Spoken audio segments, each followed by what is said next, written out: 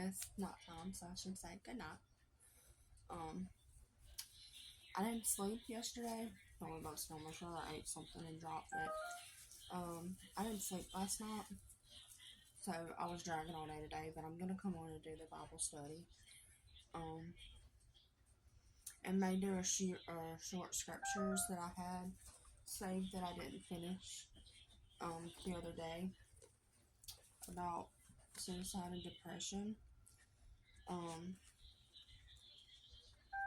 I know that's a lot going on right now, and I did read most of it except the last two, which is in Judges.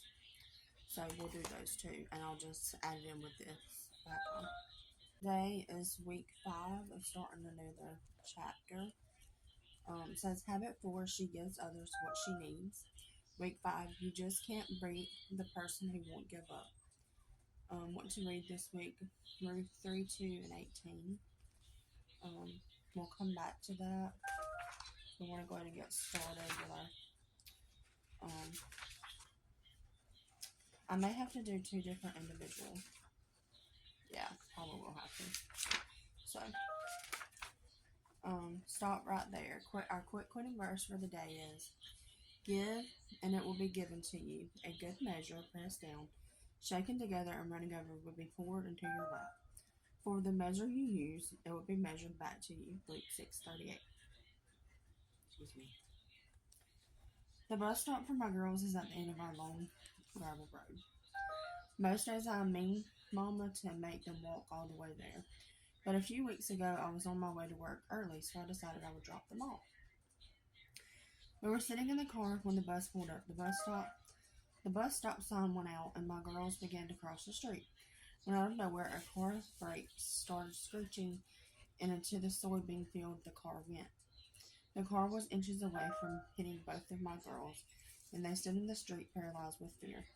I started to get out of the car to confront the driver when he took off down our gravel road. I know he must have thought there was a way out, but it's a dead end down our road, which he was about to discover. Something fierce came out of me as I realized he was trying to make a run for it. So there I stood in the middle of the road, hands on the hips and all. He turned his car around and slowly began to make his way toward me. Then he started to speed up, like he was going to try to go around me. He was messing with the wrong mama on the wrong day, so I stood in the middle of the road with my hands on my hips and shouted to him, "Stop right there." He rolled his window down and we began a rather unpleasant exchange of words. He tried to blame the car in front of him, saying that they slammed on the brakes at the last minute, but I had seen the entire thing. The car in front of him was completely stopped. What I needed was for this man to give me an apology, but all he was doing was making excuses. I took a deep breath and realized I was about to have to live out the 4th habit of Ruth, the woman who didn't quit. Habit 4, she gives others what she needs. I calmed myself down and I looked at him and said, "You almost killed someone today, but you didn't."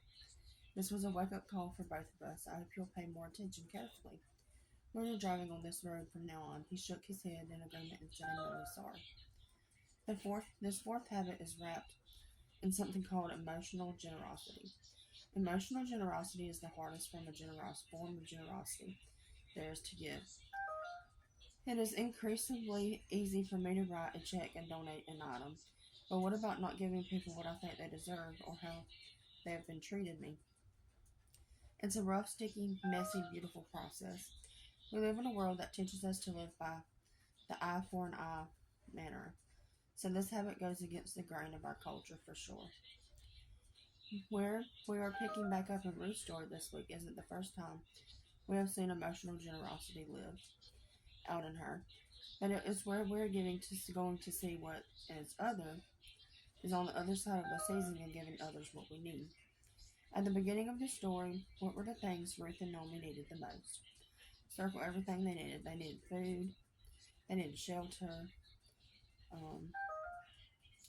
They probably needed safety. I can't really remember that far back. And the other option is security and money. Now circle what they needed emotionally. They needed positivity and hope. I'd say they need peace and joy too, right? How has Ruth offered those things to Naomi throughout the story so far? Oops. cardboard where I can't see it. Did we see Naomi offer any of these things to Ruth? A little as possible, not at all, or the entire way.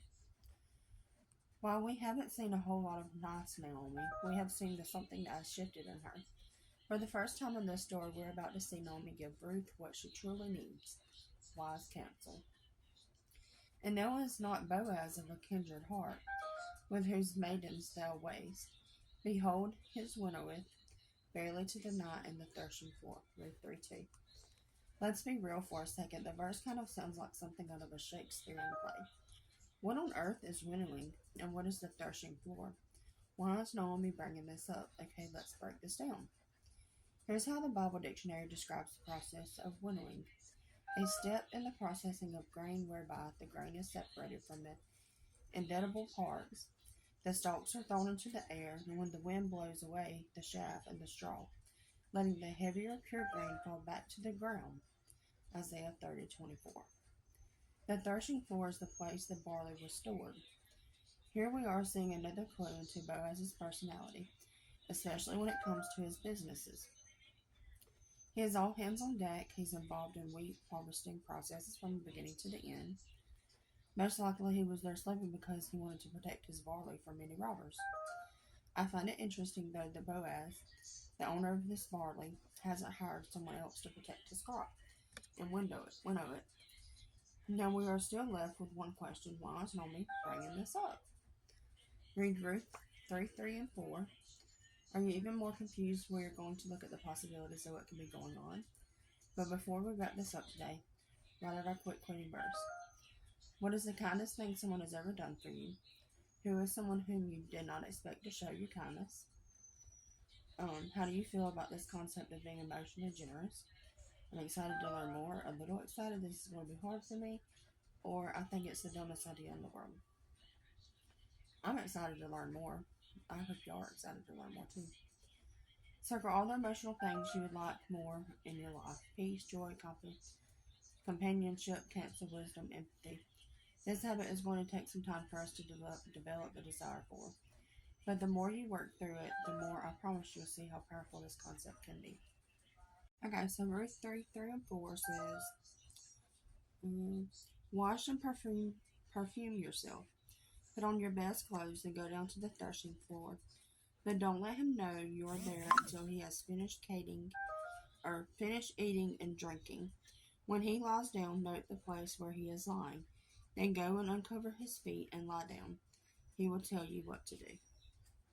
So I'm going to see if I can fit this in. It's Judges 9:50 through 55. Next, Abimelech,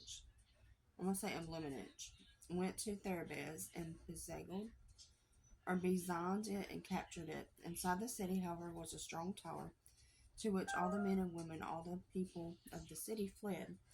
They locked themselves in and climbed up on the tower roof. Elimelech went to the tower and stormed it. But as he approached the entrance to the tower to set it on fire, a woman